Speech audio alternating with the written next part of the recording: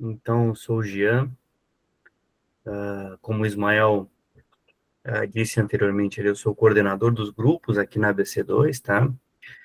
Ele gentilmente me convidou para essa árdua missão de participar do clube de leitura do grupo de história. De antemão, gostaria já de parabenizar a todos vocês, em especial na figura do Ismael como líder, sobre, enfim, todo esse desenvolvimento que o grupo de história tem feito de forma exemplar, né?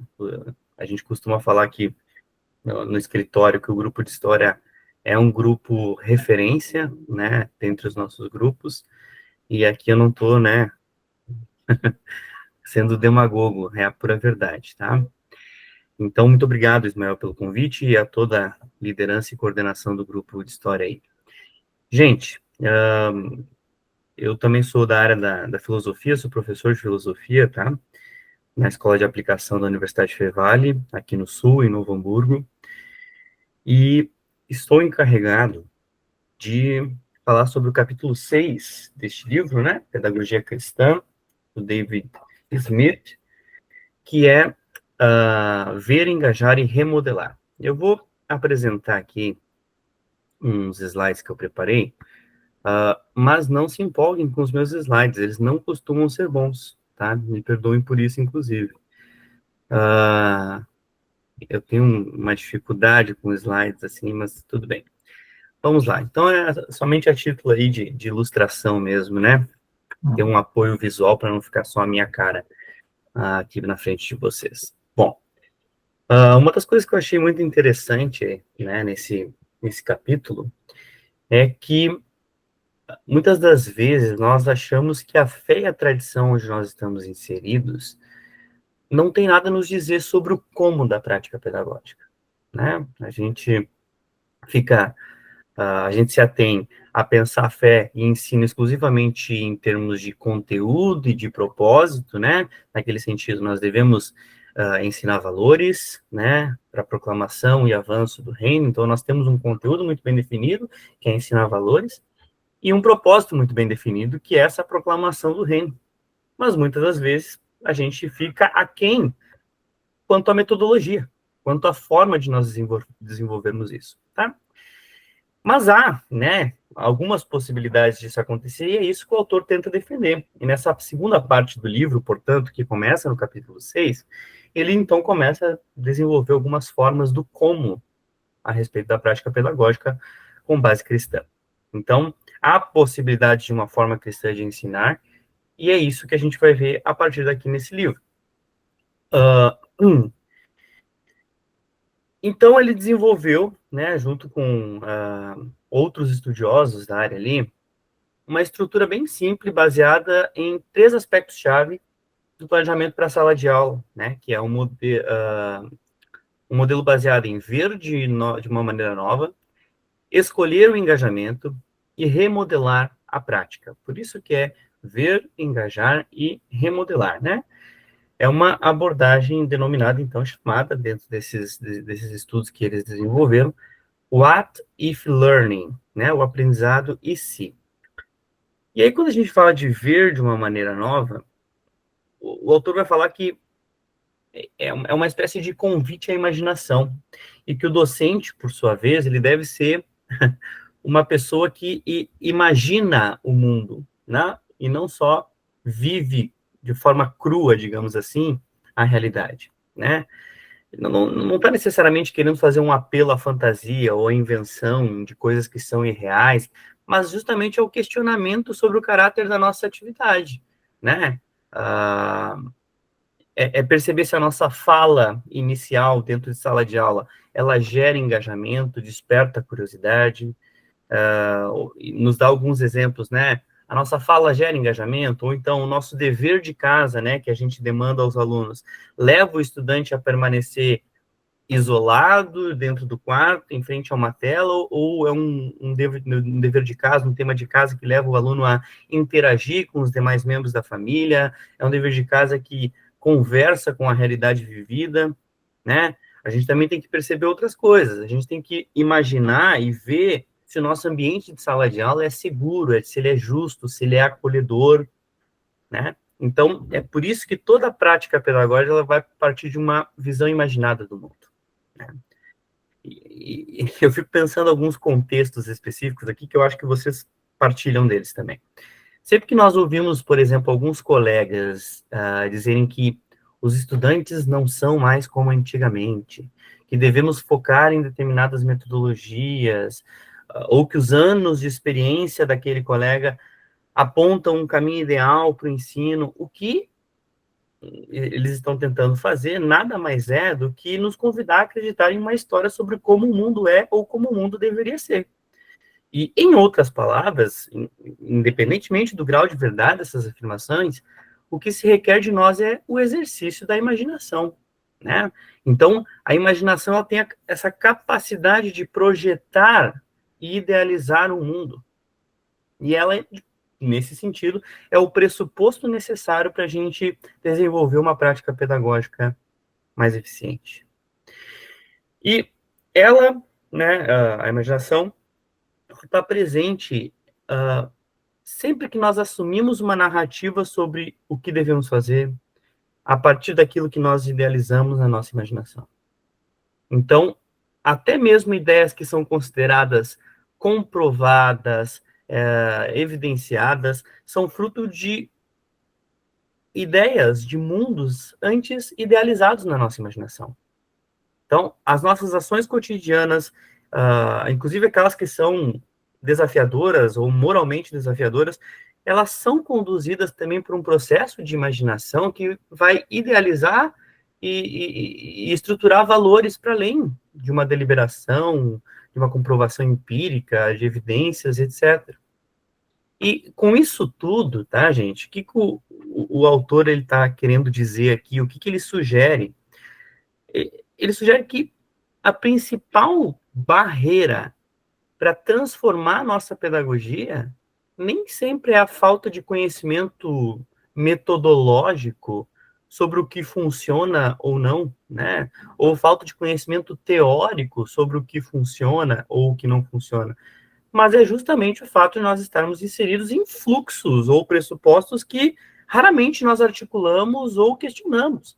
É o fato de nós já estarmos inseridos dentro de um contexto pré-existente, com uma metodologia inserida de forma unilateral, né, de cima para baixo, e a gente se comporta no fluxo sem necessariamente questionar aquilo, né, ou articular alguma coisa de forma autônoma e independente.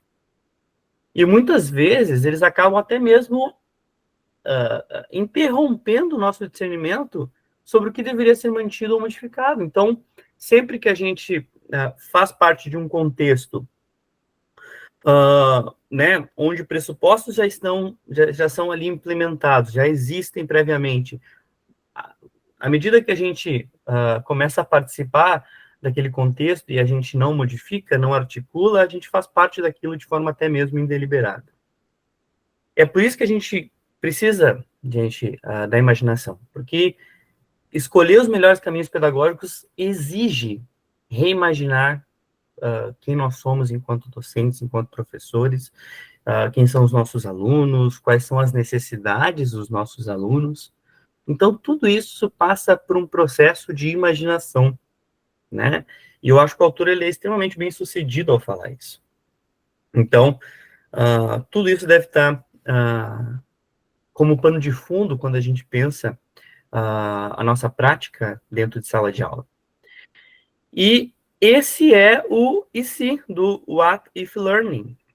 E se nós revisitássemos as nossas práticas de ensino e nos perguntássemos se elas realmente refletem o reino de Deus, né? Eu acho que esse é o grande desafio nesse sentido.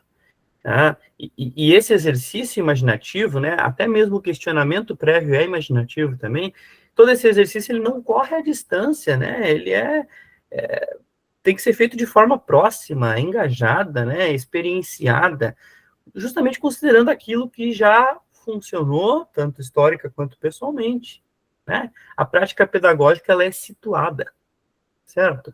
Ela não é uma idealização nua e crua, mas ela é situada na realidade, levando em consideração aquilo que já funcionou historicamente e também pessoalmente, na nossa experiência. Então, em certo sentido, pensar a fé na pedagogia é imaginar e ver de maneira nova, de uma maneira cristã, né? E como é que a gente faz isso? Como é que a gente imagina e vê novamente? Como é que a gente faz isso de uma forma cristã? Gente, pelo cultivo e a nutrição de virtudes cristãs, certo? Enxergando a sala de aula pelas lentes da graça, da justiça, da beleza, do deleite, da fé, da esperança, do amor, das virtudes cristãs, certo? Então, a gente precisa, como pressuposto da nossa prática pedagógica, entender, primeiramente, então, para resumir, que a gente precisa imaginar, idealizar as coisas. Mas essa imaginação, ela não é, né, irrealista, ela é situada, ela precisa ser engajada com a realidade. E como é que a gente faz isso? A partir de qual lente? Com a lente das virtudes cristãs, com a lente do evangelho, expressadas em termos como graça, justiça, beleza, esperança, amor. Certo? Então, dando sequência, o próximo ponto, que daí já é, né, ver, engajar, remodelar. O primeiro, então, era ver novamente. O segundo é escolher o engajamento. Tá? E esse ponto, ele trata-se de concentrar a atenção na forma como os próprios alunos se envolvem com a aprendizagem. Porque não raramente acontece da prática pedagógica, ou da prática docente, ser unilateral. Né? Nós preparamos a nossa aula, bonitinho, como na nossa cabeça funciona. Mas vocês já pararam para pensar que a nossa cabeça funciona como alguém formado e que, em tese, é especialista naquele assunto? Então, para nós é muito linear, né? Para a gente é muito lógico como as coisas se dão e como o conhecimento é, digamos assim, desenvolvido. Mas muitas das vezes nós excluímos o próprio discente do processo. E, gente, é incabível, é impensável, afinal de contas, é na figura do estudante que está o objetivo por trás de todo o ensino. Então, é preciso, em certo sentido, estar atento às experiências de aprendizagem que surgem na prática pedagógica, fazendo com que esse nosso planejamento ele gire em torno daquilo que gera ressonância e significado. Ou seja, a nossa ação ou o nosso planejamento, ele deve se basear naquilo que engaja, naquilo que ressoa, naquilo que a gente percebe que os estudantes se envolvem. E, normalmente, aquilo que envolve, que ressoa, é aquilo que gera significado, né? Por isso que é muito difícil, imagino eu, né, o ensino de conteúdos extremamente abstratos, né? Porque, muitas das vezes, os alunos eles estão muito apegados à questão da sua vivência prática cotidiana, que quando se tem uma questão abstrata, eles acham, muitas das vezes, até pueril, não necessária. Mas é isso que a gente precisa fazer. A gente precisa apelar, fazer o esforço imaginativo, portanto, como é o pressuposto anterior, de fazer com que, nesse planejamento, a gente gere, então, o engajamento. E uma aula, gente, por mais eloquente que ela seja, né, dificilmente vai atingir o seu objetivo se não desperta o interesse, não suscita a curiosidade e não faz sentido para a experiência exigida pelo próprio conteúdo, né? Então, é muito difícil a gente gerar um engajamento, suscitar a curiosidade, como eu disse, em questões abstratas, mas quando a gente consegue apropriar aquela questão, aquela abstração, aquela teoria, e aplicar de alguma forma uma questão prática, eu não sei vocês, mas eu já tive N experiências de como isso facilita o processo de aprendizagem. Porque a partir do momento que há uma identificação entre conteúdo e o processo de aprendizagem em si, e o aluno que está ali aprendendo, as coisas fluem de uma forma muito melhor.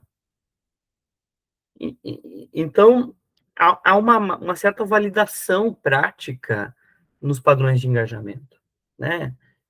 Que frequentemente, né, indicam a eficácia de uma proposta teológica. A gente percebe que o engajamento funciona porque ele é validado na prática. A gente percebe que quando temos alunos engajados, o processo de aprendizagem flui com maior facilidade. Então, pensar nesse engajamento nos ajuda a compreender, adaptar, atribuir significado às tarefas uh, da aprendizagem. Então, pedir que o aluno, né, junto com o autor aqui, ele deu exemplos muito bons, né, assim, são exemplos que a gente se identifica enquanto professor, né. Pedir que o aluno, ele simplesmente resuma um texto, né, diz muito pouco sobre a forma como ele vai interagir com aquele conteúdo, né. Em contrapartida, se a gente convida o aluno a, enfim, colocar critérios, né, não simplesmente um enunciado generalista, né, mas colocar critérios, né, destaque os trechos que tu considerou mais relevantes, né, elabore críticas, né, realize análises, né, mais específicas, coletivas, identifique pontos-chave para a compreensão desse texto, né, talvez assim a gente consiga, né, dê a sua opinião, de que forma você se identificou ou não, né? Então, esse tipo de coisa leva em conta o tipo de engajamento que nós desejamos promover enquanto docentes. Então, essa questão do engajamento ela é muito importante, apesar de que, claro, né, eu tenho as minhas críticas, né? Eu acredito que a gente deve valorizar a educação e o conhecimento por ele mesmo, né? E eu acredito que a gente precisa ter uma cultura, uma sociedade que desenvolve um tipo de cultura que valoriza o conhecimento por ele mesmo, e não pelo que ele pode promover, né? Ah, eu sou a favor de uma cultura sábia, né, em termos de virtude intelectual, porque a gente vive num contexto aqui brasileiro onde a necessidade do conhecimento está muito atribuída ao desenvolvimento socioeconômico, né? Então, as pessoas estudam para melhorar de vida em termos socioeconômicos. E, em alguma medida, está certo, né? A gente não pode negar a veracidade desse ponto. Mas a gente precisa entender o conhecimento como algo que possui um valor intrínseco. E uma sociedade que não entende o conhecimento como um valor intrínseco vai justamente sempre estar sujeita e passível do utilitarismo, de ver a educação como um instrumento para, e não como uma finalidade, né? Então, por mais que seja importante, e eu concordo em número, gênero e grau com o autor quando ele fala da questão do engajamento, uh, nós somos humanos, né? E humanos com emoções mil. Então, nem sempre nós vamos estar motivados e engajados. Quem aqui não precisou fazer um trabalho na faculdade, na pós-graduação, no mestrado, no doutorado, que não queria fazer, que não tinha engajamento nenhum, mas era necessário, né? Então, é importantíssimo o engajamento e, com certeza, o processo de aprendizagem se desenvolve melhor com um aluno engajado, mas a gente também precisa ter uma cultura do estudo, entendendo a importância do conhecimento por ele mesmo. E não só quando eu quero ou me sinto à vontade e estou plenamente engajado para saber, né? Mas, enfim, seguimos. As tarefas, né, essas que eu dei como exemplo, as instruções que nós damos, né, que nós oferecemos aos nossos alunos, vão revelar muito sobre os resultados que nós esperamos alcançar enquanto professores. Quando nós fazemos esse tipo de solicitação genérica, como eu dei o exemplo, né? Olha, traga um resumo de tal texto para amanhã, né? Ou então quando a gente deposita a aprendizagem, né? O desenvolvimento da aprendizagem exclusivamente na profundidade do material que eu apresento ou da eloquência da minha fala, sem conceder um tempo para reflexão, para assimilação, para, né, para digestão daquele conhecimento obtido naquele momento. E, mais uma vez, né, o engajamento necessário, a gente perde a oportunidade de moldar de uma forma muito mais significativo o processo de aprendizagem. E é justamente entender isso. O processo de aprendizagem, ele é, antes de tudo, um processo, né? É algo que leva realmente tempo. Mas vamos lá. Por isso, atentar para o engajamento é muito importante nesse sentido. Ele influencia o tipo de relação que a gente desenvolve entre professor e aluno, entre os próprios alunos, entre alunos e o conteúdo, entre os alunos e, enfim, os textos, o aluno e a instituição, e, em última instância, entre o aluno e o mundo ao seu redor, né? E, né, seguindo, ele fala, então, de remodelar, né? Remodelar a prática a partir justamente desses pontos anteriores, porque remodelar a prática é uma consequência que vai conectar a visão e o engajamento, né? E eu achei particularmente interessante uma afirmação do David Smith, que está lá na página 108, onde ele diz o seguinte, deixa eu achar aqui. A visão e o engajamento são sustentados no tempo e no espaço em meio a palavras, imagens e mobiliário. Remodelar a prática diz respeito a projeto, a forma como moldamos e organizamos essa faceta material de ensino e aprendizagem.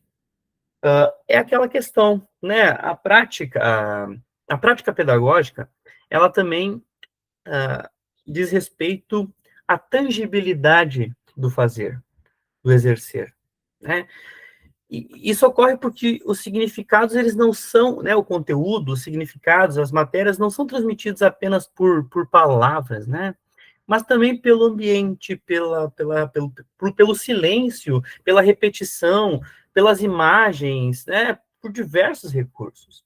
E o autor, então, ele vai relatar, num dos exemplos que ele traz ali, uma experiência com estudantes cristãos numa universidade, né, que descreveram uma mesma situação. Num contexto de uma aula monótona, né, com um professor que expunha o conteúdo do início ao fim, durante 2 horas ininterruptas, sem espaço para diálogo, né, e os alunos declararam, então, que inicialmente eles até continuavam as discussões entre eles, nos intervalos, nos ambientes fora da sala de aula, mas que com o tempo, né, pelo desgaste provocado por toda essa monotonia, eles começaram a perder a vontade, portanto, perderam o engajamento, né? E isso os levou a fazer apenas apontamentos e tomar notas só para obter bons resultados nos exames. E, gente, convenhamos, quem de nós já não teve uma experiência semelhante? Professores da faculdade, então, na graduação, assim, de memória já me vem uns 4, 5, né? Então, esses estudantes do exemplo aqui, eles perceberam que a organização do tempo, do espaço e até mesmo a linguagem corporal do professor pouco favoreciam um engajamento que era tão importante. Então, a prática pedagógica, ela não havia sido remodelada, no caso desse professor, para promover a participação e envolvimento dos alunos. Era um professor que tinha única e exclusivamente a tarefa de expor o conteúdo, e pronto. Por isso, é preciso dar ao ambiente, o ambiente onde nós desenvolvemos a aprendizagem, a atenção que ele merece, dar o que lhe é devido. E isso inclui a organização do espaço, o gerenciamento do tempo, né? A escolha. Eu lembro quando eu comecei a dar aula, né? Não que não aconteça isso ainda, mas eu lembro quando eu comecei a dar aula que eu preparava aulas gigantes, né? E assim, filosofia é um período normalmente, né, gente? Então, ah, eu preparava aula assim de 2 horas e era 45 minutos que eu tinha. Fora a chamada de atenção do aluno que não para de conversar, né? E eu ficava frustrado com aquilo, porque era um raciocínio lógico que precisava ser exposto aquilo e nunca dava tempo. Mas com o tempo a gente, não que não aconteça de vez em quando, mas com o tempo a gente aprende a remodelar, né, as coisas, gerenciar o tempo, né? A gente aprende a escolher suportes visuais adequados, isso é importante, né? O uso a gente, na nossa própria fala, né, na nossa própria oratória, na nossa retórica, a gente começa a fazer o uso mais intencional de certos conceitos-chave, de exemplos, de metáforas. Então, tudo isso a gente precisa prestar atenção e a experiência, claro, em alguma medida nos ajuda. E todos esses elementos, então, gente, eles contribuem para moldar a experiência de ensino e aprendizagem de forma muito significativa. E para encerrar, né, para não passar o tempo que me foi dado, acho que eu já passei, inclusive, um pouquinho, uh, o autor ele dá dois exemplos, né? Ele dá o exemplo do Push Pass e o exemplo de uma professora de matemática. Mas eu vou me ater ao exemplo do Push Pass, né? O Push Pass, ele é um movimento técnico utilizado no esporte hockey, que jogam muito lá na Grã-Bretanha, né? Na Inglaterra, no Reino Unido. Mas ele começa questionando o seguinte: o que acontece quando professores tentam colocar esses princípios em prática, né? E aí ele dá o exemplo, então, do push pass, né? Que é esse movimento técnico padronizado do hockey. E para responder essa pergunta, ele descreve a experiência de um professor de educação física, portanto, de uma escola anglicana lá na Inglaterra, que ele dá aula de hóquei para os alunos, e o push pass é um dos exercícios, então, um dos movimentos utilizados dentro desse contexto, tá? E aí, ele descreve essa experiência desse professor de educação física, que ele desejava incorporar uma espécie de um ethos cristão nas suas aulas. Afinal, dentro de um contexto confessional, ele queria que o conteúdo e que as suas aulas ali, né, a intencionalidade por trás do seu proceder pedagógico e docente fosse baseado num ethos cristão, né, numa prática cristã, num comportamento cristão. Isso, em alguma medida, se a gente for para pensar, pode nos parecer muito desafiador, né, especialmente se a gente entender a educação cristã apenas como uma transmissão de ideias. Se a gente tem esse tipo de pensamento, pensar em algo prático como educação física, por isso que eu coloquei ali, né? Não existe um push pass ou um passe cristão, né? Não existe uma forma de tu ensinar uma técnica esportiva cristã, né? Não existem estratégias cristãs para o push pass. Mas não é só isso, né? Em vez de buscar uma aplicação, então, literal da fé, né, como uma espécie de push-pass cristão, esse professor, ele exercitou, portanto, a sua imaginação, né, lembra lá do ver, que é o primeiro ponto, e ele percebeu o seguinte: o ambiente esportivo, frequentemente, é marcado por uma cultura de vencer a qualquer custo, né? Centrada numa alta performance, nos resultados, muitas vezes no sucesso individual, né? Os alunos querendo ascender socialmente a partir do esporte. E ele percebeu que essa lógica acabava influenciando até mesmo os valores pessoais e morais dos atletas, né? Que se manifestavam de muitas formas, e uma delas era sendo agressivos durante os jogos, até mesmo com o árbitro. E diante disso, esse professor ele procurou aproximar os alunos, né, do esporte por meio de uma ideia de amor ao próximo dentro do esporte e a partir do trabalho em equipe. O objetivo dele era conectar a prática esportiva ao amor ao próximo e ao espírito de cooperação entre eles, né? Preservando, claro, a competitividade, tudo que é importante dentro do esporte, mas direcionando tudo isso também para o bem dos outros, e não apenas para o progresso individual enquanto atleta. E essa ideia, então, essa visão, ela passou a ser cultivada, né, juntamente com outros elementos da vida escolar, por se tratar de uma escola confessional, eles faziam uma espécie de cultos devocionais e tudo mais. Então, em conjunto com todo esse contexto, o Departamento de Educação Física começou a valorizar mais o treinamento e o trabalho em equipe do que o status de celebridade dos atletas, portanto. E aí, num determinado contexto, num determinado momento, ao ensinar o push pass, então, esse professor, ele, claro, manteve o foco na técnica esportiva, mas ele reorganizou a dinâmica da atividade, né?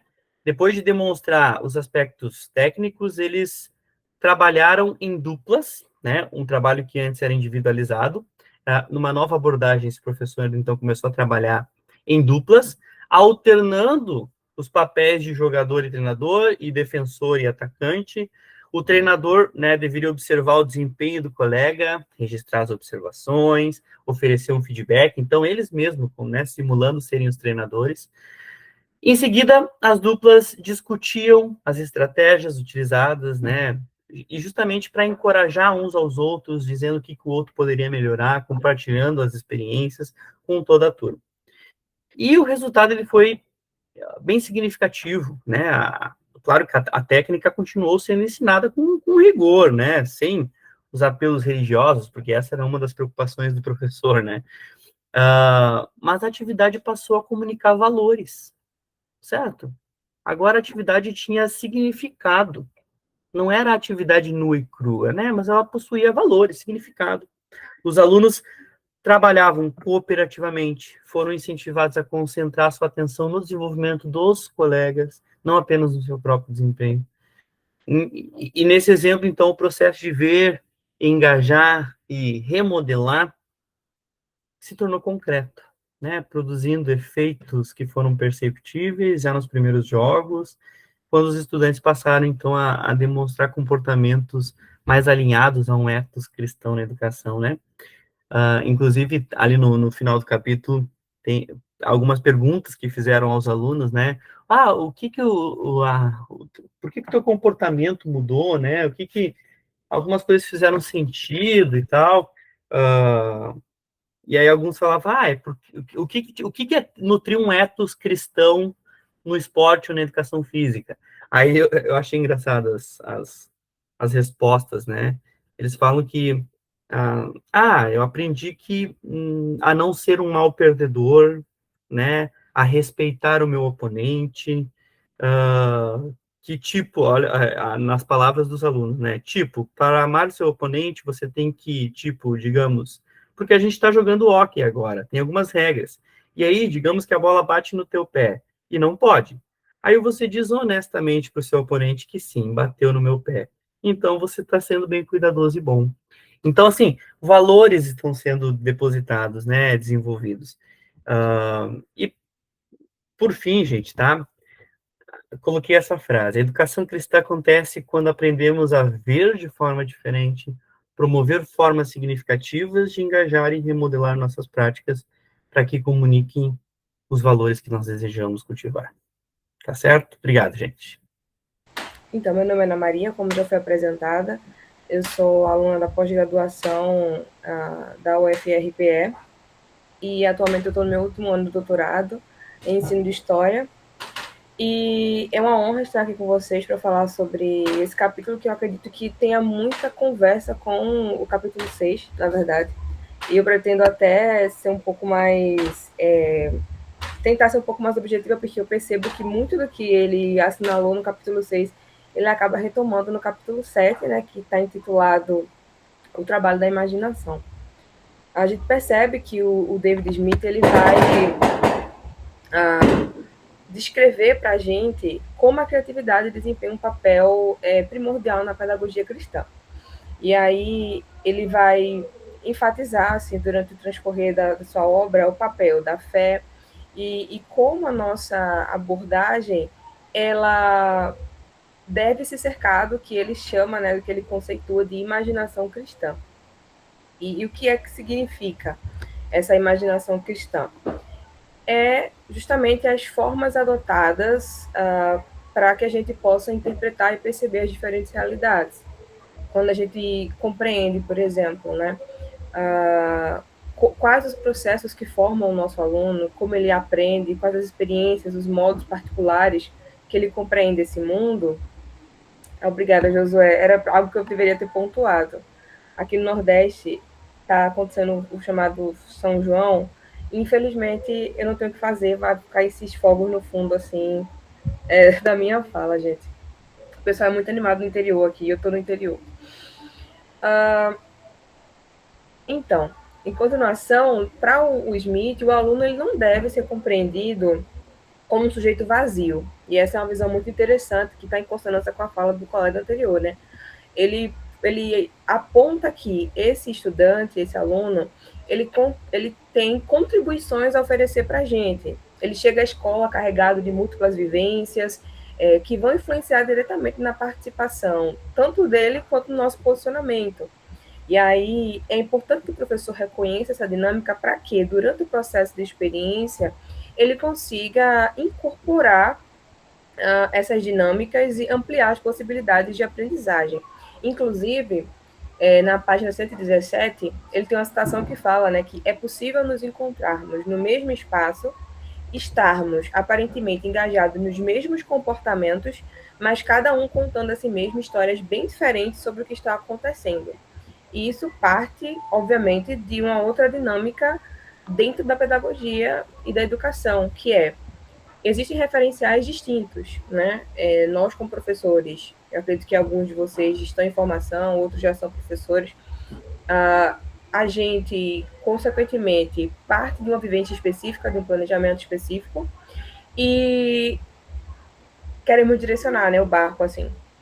E é impossível, muitas vezes, imaginar o papel da imaginação compartilhada nesse quesito, por conta desses planejamentos prévios, desse roteiro que precisa ser estabelecido rigidamente. Às vezes, para quem atua na educação pública, por exemplo, às vezes até o seu roteiro rígido que você preparou com antecedência, ele sofre graves modificações na rotina escolar, por conta de um setembro amarelo, um maio branco, assim, dinâmicas que aparecem muitas vezes sem aviso prévio. Então, para o autor, essa imaginação ela deve ser fomentada na sala de aula a partir das práticas sociais que são vividas dentro desse ambiente.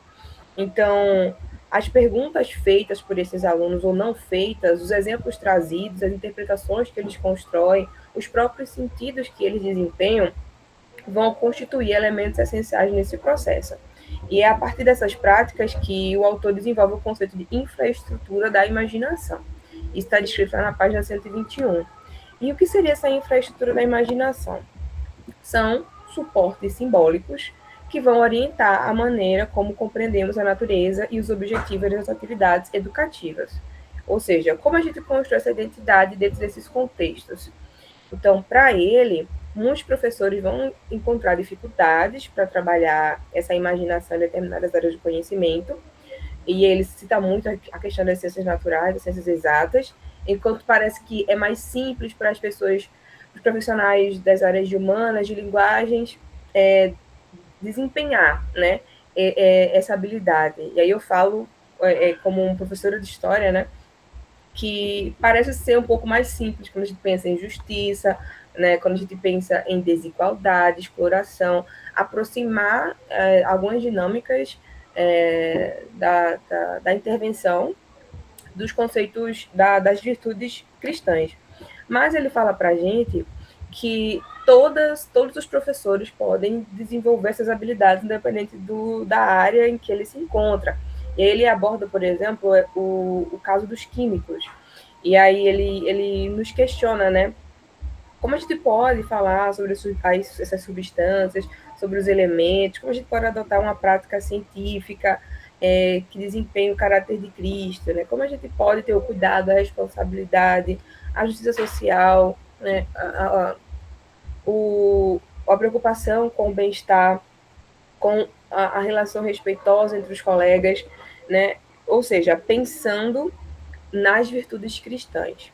Inclusive, ele traz um exemplo muito interessante, que é do início de unidade de um livro de matemática, mas que traz na abertura da unidade, né, uma notícia sobre um tsunami. E ele mostra para a gente que... O tá com medo do fogo. Eita, gente, desculpa. Desculpa a intromissão. Como eu falei, muitos fogos, né? Meu cachorro fica nervoso. Então, a partir desse exemplo, ele mostra para a gente que as áreas de conhecimento, né, sejam elas pertencentes às humanas ou às exatas, elas não nos enquadram em caixinhas, né? E, na verdade, podemos desenvolver essas habilidades independente da área. Inclusive, ele também traz um conceito interessante, né, na página 125, que é o de imaginário social. E ele vai dizer que, embora apresente, né, aproximações com o que a gente chama de cosmovisão, o imaginário social ele tem características próprias, porque ele está relacionado às maneiras pelas quais as pessoas imaginam seu entorno social. Como esse indivíduo ele vai compreender sua posição em relação aos outros, as expectativas sobre a sociedade. E aí, esse imaginário social não é uma teoria, né, de acordo com ele, formalmente elaborada, mas que, por meio de imagens práticas e experiências, a gente pode articular o seu funcionamento no contexto escolar. Essas práticas sociais, elas vão moldar muitas vezes esse imaginário. Quando a gente pensa nesse imaginário, ele sendo algo compartilhado, a gente também consegue entender que determinadas práticas elas estão intrinsecamente ligadas dentro da comunidade escolar. E aí, nesse contexto, essa imaginação ela vai assumir um papel decisivo. Por quê? Porque está direcionada à transformação do sujeito nas possibilidades educativas. A gente compreende, uma abordagem interessante, né, do Smith nesse capítulo, quando ele vai apresentar para a gente que uma pedagogia cristã ela não consiste simplesmente em contar histórias cristãs para defender determinados conteúdos. Por exemplo, Ana Maria, né, como professora de História, primeiro ano do médio, falando sobre as teorias de criação do mundo, falando sobre a perspectiva evolucionista, e aí dizendo, olha, gente, aqui na perspectiva cristã, a gente vai abordar o criacionismo, né, de modo bem grosseiro, um exemplo, né, o criacionismo como uma maneira de explicar o surgimento aqui do nosso mundo. Ele está falando que esse não é o nosso papel diretamente, porque se a gente for pensar assim, a gente está restringindo o que consistiria essa pedagogia cristã. Não se trata necessariamente do professor de história adotar essa leitura de origem do mundo no contexto cristão, mas o elemento que distingue essa pedagogia cristã, ele está ligado não a esses conteúdos, mas como a gente vai conduzir essa ministração dentro da sala de aula. E aí, essa pedagogia cristã, ela é uma reflexão intencional do professor. Como a gente vai imaginar esse mundo, como a gente vai projetar esse material, como a gente vai desenvolver a nossa prática pedagógica, é compreender que todo o percurso educativo, ele vai comunicar visões de mundo, é algo inevitável. Mas quais visões estão sendo compartilhadas? Quais os valores, quais os modos de existência? E aí, obviamente, essa perspectiva ela vai dialogar com a compreensão bíblica de que a fé está ligada com a ação, o que é muito interessante. A nossa fé ela deve ser seguida de práticas, e isso inclui também a nossa concepção enquanto cristão. E essas práticas, essas atitudes, são elas que vão formar esse relacionamento. E aqui, ó, um exemplo, né, que aconteceu na semana anterior, que numa conversa na sala dos professores, a gente percebeu que há alguns meses um aluno, né, do terceiro ano, ele está muito recluso, é um menino que gosta de escrever, era um menino comunicativo, e a gente percebeu essa mudança de comportamento, e todo mundo compartilhou ali essa preocupação, e direcionamos essa observação para a psicóloga da escola, e a gente acabou descobrindo, né, todo o background que estava acontecendo com ele. Então, não está diretamente ligado a Ana como professora de história ou a minha colega como professora de português, mas as atitudes, as práticas e os relacionamentos que são adotados dentro do contexto de sala de aula. Então, esse imaginário social compartilhado, ele alimenta consensos que podem ou não, né, ser considerados normal ou serem levados como isso que deve ser seguido. Mas a imaginação cristã, que é o cerne desse capítulo, ela deve ser ancorada nas escrituras. Então, permitir ultrapassar esses limites do contexto histórico, do contexto social, das dificuldades do ambiente escolar, das dificuldades do público que a gente encontra no dia a dia, e observar que a gente deve, ao máximo, tentar agir sobre o mundo, né? E aí o aspecto central desse ensino cristão não é apenas a transmissão desses conteúdos, é a manifestação do caráter de Cristo. É no próprio processo de ensino-aprendizagem e até nas trocas, né, que os colegas estavam falando. Acho que eu vi uma mensagem lá no começo da apresentação sobre o tempo que a gente perde para fazer a chamada, chamar a atenção, organizar a sala. E agora, para quem já está em sala de aula, percebe que a situação está muito mais complexa, porque a gente luta contra um aparelhozinho aí que, mesmo que de modo proibido, eles levam para a escola, e nós não somos mais tão interessantes diante desse aparelho. E isso toma muito a nossa atenção. E às vezes a gente precisa ligar aquele alerta de, nossa, eu não posso me deixar levar aqui só pela repreensão. Mas como eu vou agir dentro dessa situação? Como eu posso ensinar? Né? Como eu posso lidar com essa dinâmica sem me deixar levar pelas emoções? Então, para o autor, e isso é muito interessante, ele vai usar a metáfora, como eu até coloquei aqui no infográfico, do ensino como o partir o pão. Então, essa imagem, ela remete para a gente esse papel da comunhão e convida os docentes, né, que somos nós, a refletirmos sobre aquilo que foi preparado para aquela aula. Ele vai alimentar o nosso aluno de que maneira? Esse estudante, ele vai permanecer com fome quando sair da nossa aula? Esse professor, ele precisa entender que, de certa maneira, o que é que vai ficar no final? E aqui a gente pode trazer uma outra observação. A escola, ela não é, por exemplo, quando a gente pensa no ensino privado, a educação ela não pode ser mercantilizada apenas. Ou quando a gente está no ensino público, a gente não pode empurrar com a barriga aquele contexto só porque ele é complexo e cheio de grandes espinhos no processo. Diante desses dois mundos distintos, pensar naquele indivíduo, naquela pessoa que compõe a nossa aula, como um sujeito que, de certa maneira, precisa sair dali alimentado. Observar essas dinâmicas e ensinar, e de certa maneira, né, partir da concepção de que ensinar deve partir também dessa hospitalidade. A sala de aula, ela não é só, e aí me repito, né, esse lugar que a gente transmite conhecimento. É um ambiente que a gente deve acolher. É um ambiente que a gente deve observar as singularidades, como foi o caso do aluno, né, que a gente percebia toda a potência criadora dele, de alguma maneira, estava sendo interferida por dinâmicas que a gente não tinha conhecimento. Então, a pedagogia cristã, ela vem de promover esse leque de possibilidades para o professor.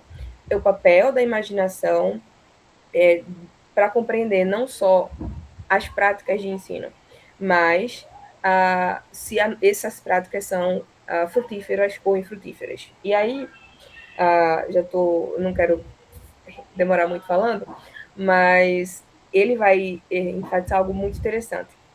A imaginação cristã, de acordo com ele, não vai fornecer respostas definitivas.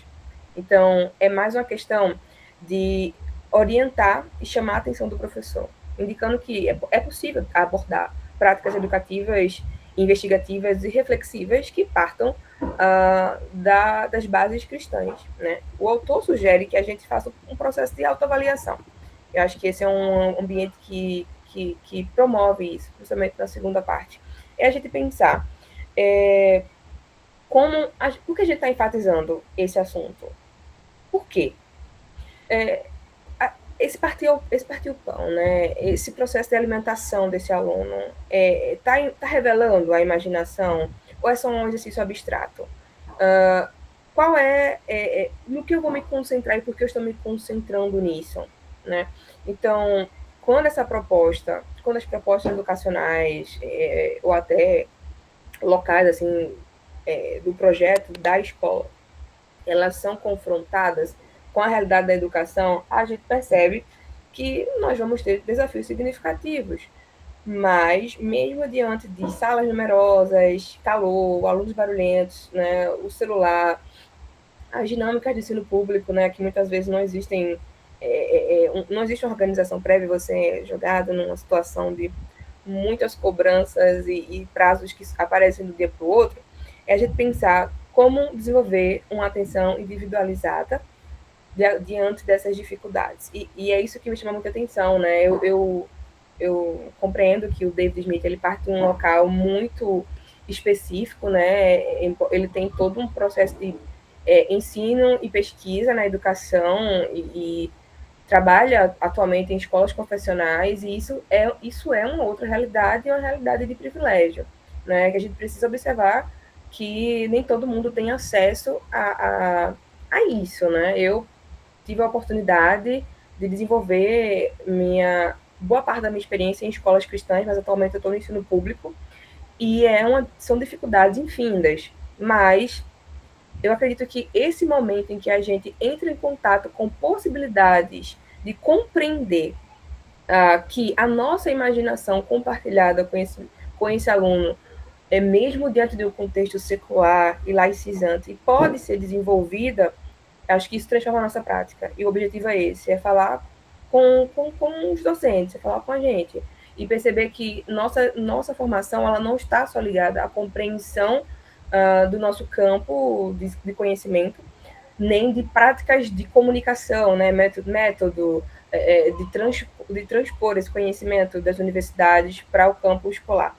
É pensar no professor como agente do conhecimento, mas como um cristão. E como cristão, quais as visões, valores e virtudes que ele pode desenvolver. Bom, eu sou a Rúbia, sou formada em História pela Unicamp, com ênfase em Patrimônio Histórico e Cultural. Sou mestre em História pela Unicamp também. Tive o privilégio de ser orientada pelo Rui, né, o Rui Luiz, que teve umas semanas atrás aí falando com vocês sobre ensino nas universidades, né. Sou professora do ensino público, fundamental, há 13 anos, na Prefeitura de Vinhedo, e sou membro da Igreja Batista Central aqui de Campinas, né. Então, fiquei com o desafio de falar um pouquinho sobre esse capítulo 8, sobre a vida em comunhão, e nesse capítulo, o Smith vai abordar principalmente, né, aquela segunda parte do que o Gia mencionou, do engajar os alunos, né, de como pensar esse método do engajamento dos alunos nas atividades, né, como eu escolher engajamento nas atividades, como envolver os alunos nesse processo da aprendizagem, né, e ele parte, né, nesse método que ele está mencionando, falando que a gente, quando pensa esse projeto de ensino, né, o professor tem que pensar primeiro no nosso público, quem é o nosso aluno, né? Quem é essa pessoa para quem eu estou falando, né? Como pensar isso. E pensar também nesse roteiro de como envolver os alunos na aula, né? Como que eu vou pensar esse aluno nesse processo de aprendizagem, né? Como eu vou dialogar com ele nesse processo, né? O Jean até mencionou, né, dessa fala, às vezes, de alguns professores que elaboram um monólogo ali, né, ficam falando, e às vezes esquece a pessoa que está lá, né.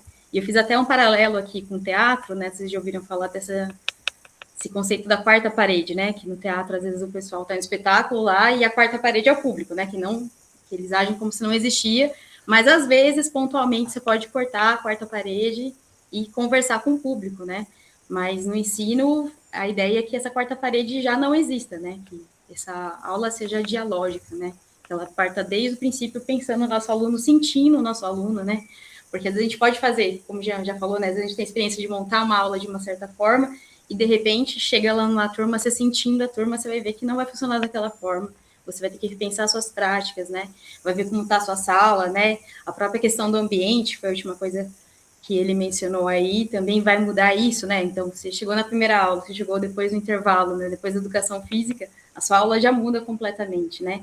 Então, é importante pensar esse sujeito que está aí, que são os alunos, e como eu faço para poder engajar ele aí, né?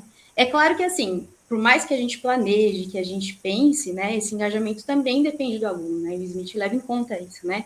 Que às vezes esse aluno, mesmo com uma aula lá, monólogo, né, super expositiva, que não tem espaço para diálogo, ele pode desenvolver um processo de aprendizagem muito bom, né? Eu lembrei do meu próprio exemplo, né? Eu tive professores de história que só liam um livro e eu quis fazer história mesmo assim, porque eu queria aprender mais e tal.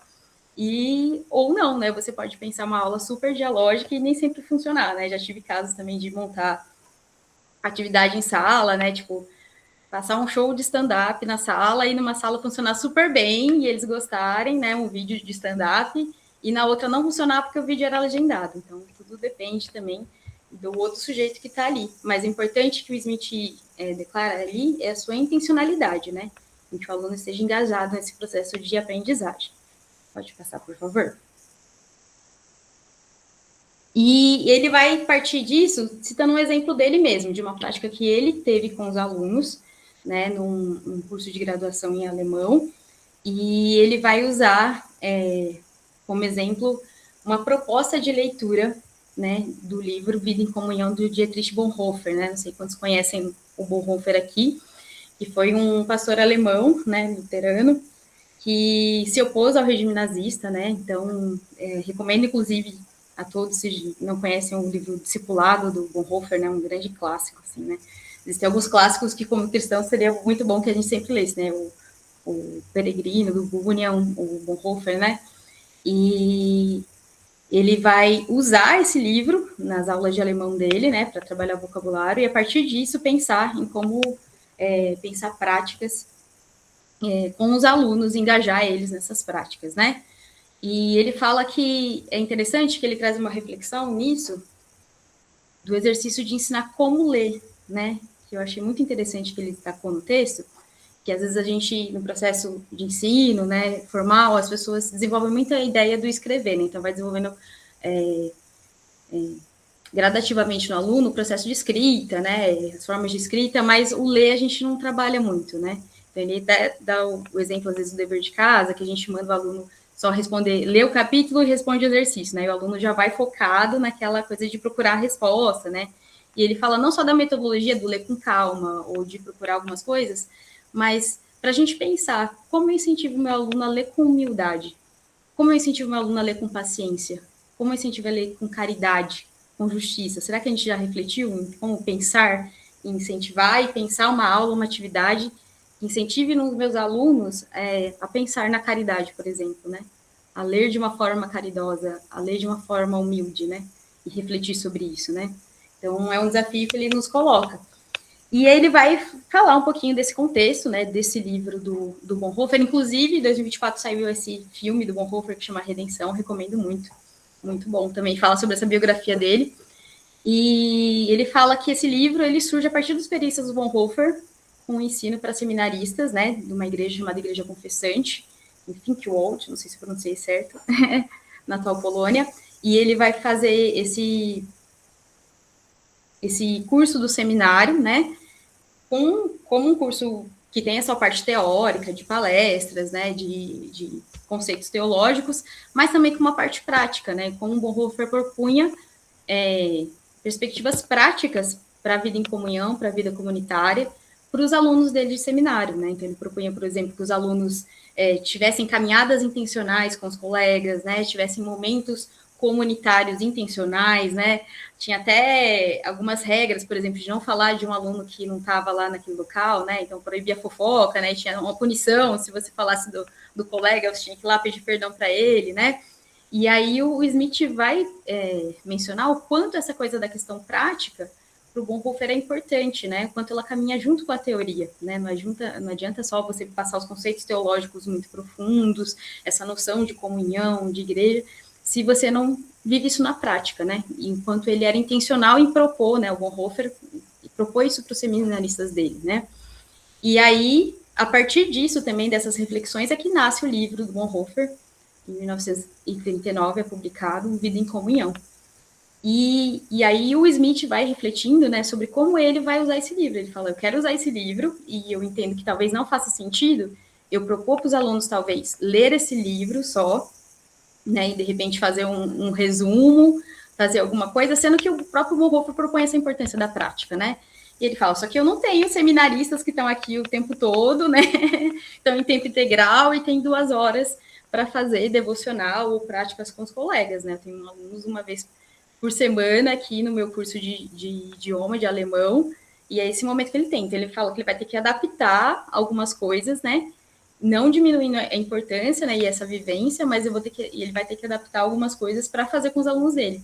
E é interessante que ele vai propor a leitura do livro Vida em Comunhão em alemão, então essa ideia de trabalhar o vocabulário, de trabalhar a leitura, então a metodologia, né, os objetivos se mantêm, né, mas também vai propor outras coisas, né, então ler uma biografia do Bonhoeffer, entender um pouquinho do conceito, do contexto histórico em que ele está inserido, né, e algumas atividades práticas, né? Então, em uma semana, esses alunos vão orar para uma pessoa que eles não gostam muito, né? Então, com base no capítulo que eles estão trabalhando Vida em Comunhão, vão ter a tarefa de orar por alguém que eles não vão muito com a cara e registrar aquilo num diário, tudo em alemão, né? Trabalhando essa questão da língua também, né? E ele vai falando das experiências que eles têm disso. Então, na outra semana, a atividade é orar por alguém que você não conhece, né? E é legal que, assim, o Smith vai trazendo os relatos desses alunos sobre essas experiências, né? E falando como isso vai mudando a prática cristã deles, né? Na verdade, nesse caso, ele está no ensino confessional, né? Então, ele tem alunos que todos se declaram cristãos, então fica mais tem uma liberdade maior em como pensar isso. Então, ele vai propor essas atividades e depois ele vai propondo outras coisas. Então, propor a leitura dos salmos, né? Uma prática que ele não menciona claramente se o Bonhoeffer propõe isso, que é a prática da Lectio Divina, não sei quantos conhecem, né? E é uma proposta dos salmos que propõe a leitura, a meditação, oração e a contemplação, né? Então, é um método de leitura e tudo com os alunos registrando, né? Como isso também é um exercício de sair de si e orar só aquilo que eu acho que eu tenho que orar e tirar o foco de si mesmo, né? E ele vai relatando essas experiências e ele fala que com isso ele consegue, né? No contexto em que ele tem, com as condições que ele tem, trazer essa abordagem prática que o Bonhoeffer fez com os alunos dele, pensando nas práticas que ele tem em sala de aula, né? E a importância disso, né? De engajar os alunos. Só que ele fala que, assim, não é mil maravilhas, né? Não quer dizer que todo mundo, assim, super engajou, nossa, super teve a vida devocional transformada, super olhou para o outro de uma outra forma, assim, mas o importante é a nossa escolha, né? Isso, e aí já vou ser bem sucinta na minha fala, gente. E passando para o próximo slide, por favor. Né? Então, a gente não controla os resultados, né? Os alunos também são sujeitos, né? Como a Ana própria falou, o aluno já vem com a cosmovisão dele, com uma série de experiências, de vivências e de engajamento também, né? De se propor por processo ou não. Mas o importante é a nossa escolha intencional em pensar isso, né? Então, para a gente refletir como que a gente pode pensar isso na nossa realidade, dentro do nosso contexto, nas nossas atividades, né? Então, ao invés de eu passar um resumo de um texto para o aluno, como eu posso fazer ele refletir sobre isso? E trazer nisso princípios que reflitam o reino, né? Que reflitam a Cristo, né? Que reflitam os princípios do reino de Deus, né? Então, como promover esse engajamento, né? E aí ele fala sobre, e eu acho que aí entra um pouco mais específico nesse contexto cristão que ele está falando, né? Que essa escolha pelo engajamento e as novas formas de ler, né? Os textos, eles podem ir contra essa dicotomia, né? De que pensamento crítico não pode andar junto com o discipulado, né? De que o engajamento intelectual não pode entrar junto com a devoção. Então, lá ele propõe a leitura de um texto intelectual, né? E conhecer um personagem histórico, um filósofo, que é o Bonhoeffer, uma personalidade, ler um texto acadêmico alemão, mas, ao mesmo tempo, os alunos refletirem sobre as suas práticas devocionais, sobre as suas práticas comunitárias, sobre o seu olhar do próximo, né? Então, não há dicotomia aí, né? Uma coisa não diminui a outra. Eu não preciso abrir mão do engajamento intelectual ou da minha metodologia de trabalho, do meu conteúdo, das minhas habilidades que eu estou trabalhando aqui, para refletir também de uma forma crítica, para pensar em valores do reino, né? Então, uma coisa não diminui a outra. Nessa dicotomia, ela acaba se diluindo aí, né? E escolher o engajamento, ele fala que pode vir de ações simples de como eu pensar uma nova forma do meu dever de casa, né? Como que eu passo a minha atividade para casa desse aluno, né? Como o Jean também mencionou, eu posso passar uma atividade que seja só ele procurar lá a resposta e ele pode usar, né, como falo no início do livro, pode usar a internet, outras coisas para ser mais rápido possível, ou eu posso pensar um dever de casa que leve ele a dialogar com outros, que leve ele a ter uma ação comunitária, né?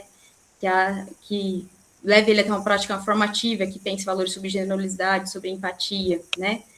E aí, pensando sobre isso, eu fiquei pensando nas minhas próprias práticas, né? O quanto eu tenho pensado sobre isso, né? Em pensar em práticas formativas com meus alunos, né? Eu trouxe um exemplo de uma prática que eu fiz esses anos, que eu acho que tenta trazer um pouquinho disso, assim, não sei até que ponto consegue também, que é o próximo slide, por favor. Que são os trabalhos que eu fiz com o nono ano, que são cartazes anti-guerra, né? Então, a gente aproveitou... Eu geralmente trabalho bastante com o nono ano, e a gente aproveitou a ideia o modelo de cartazes da Primeira Guerra, né? Que eram muito comuns, cartazes de propaganda da Primeira Guerra, em que eles incentivavam os homens a irem para a guerra, ou incentivavam esse sentimento nacionalista, né? Convocavam as mulheres, né, para estarem nas indústrias produzindo armas e tal. E aí a ideia, ao invés de fazer cartazes promovendo a guerra, ou promovendo esse nacionalismo, né, mas essa coisa mais beligerante, fazer cartazes anti-guerra, né? Então, que pedissem o fim da guerra. Então, eles tinham 2 desafios. Um era produzir um cartaz que se ambientasse na Primeira Guerra, né? Então, os alunos tinham que pensar de qual país eles eram, com quem que eles estavam falando, para quem eles iam pedir o fim da guerra. Então, podia ser eles se imaginarem sendo brasileiros pedindo para o Brasil não entrar na guerra, né? Esse ano, inclusive, ontem estava corrigindo, fechando média, né? Estava corrigindo um cartaz de uns alunos que falaram da perspectiva das enfermeiras na Primeira Guerra Mundial, né? Então, falando do sofrimento que elas veem, soldados, do que elas têm que participar, etc., né? E pedindo o fim da guerra. Mas não só esse exercício de pensar a Primeira Guerra Mundial, né? Então, esse exercício de pensar histórico, né? Não de forma anacrônica, e se colocar naquele momento, mas eles teriam que fazer um segundo cartaz, que é pensando em uma das guerras atuais, né? Dos conflitos atuais, né? Então, Rússia, Ucrânia, Israel e Palestina, né? Irã e os Estados Unidos, né? Ou a guerra do Iêmen, guerras menos conhecidas, né? A guerra civil no Iêmen, que está acontecendo há muito tempo, né? No Afeganistão, os conflitos no Haiti também, né? Então, a ideia é eles pensarem também, né? Então, de que lugar que eu estou falando, quem eu estou representando nesse cartaz, né? Que visibilidade que eu quero dar para esse conflito, né?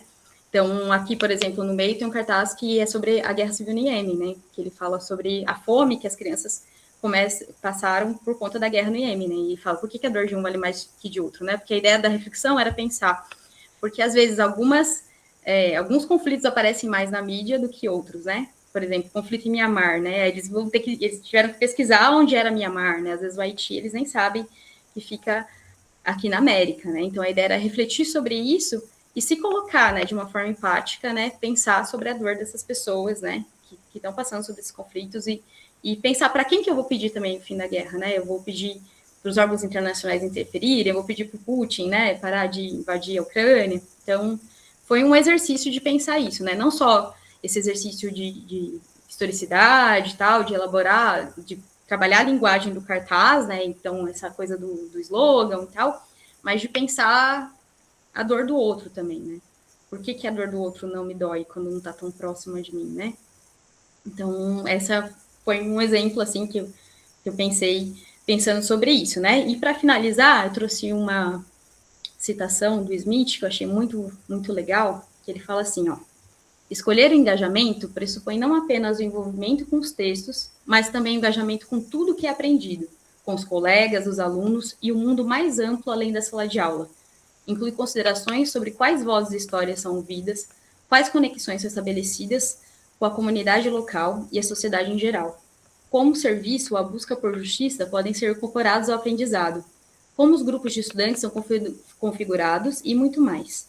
Questionar as maneiras pelas quais os alunos são instados a se engajar pode representar uma parte vital do ensino do aprendizado cristão, né? Eu gosto muito de pensar que, particularmente, eu acho que em outras esferas de ensino também, mas particularmente ensino de história, a forma que a gente ensina história é a escolha, né? E aí, nós, como cristãos, como que eu penso as minhas escolhas de aula, de atividade, que reflitam os valores do reino, né? Bem nessa linha do Smith, né? Como refletem uma maneira cristã de ensinar. Então, para a gente pensar, né? É provocação também de como pensar outras abordagens aí mais formativas.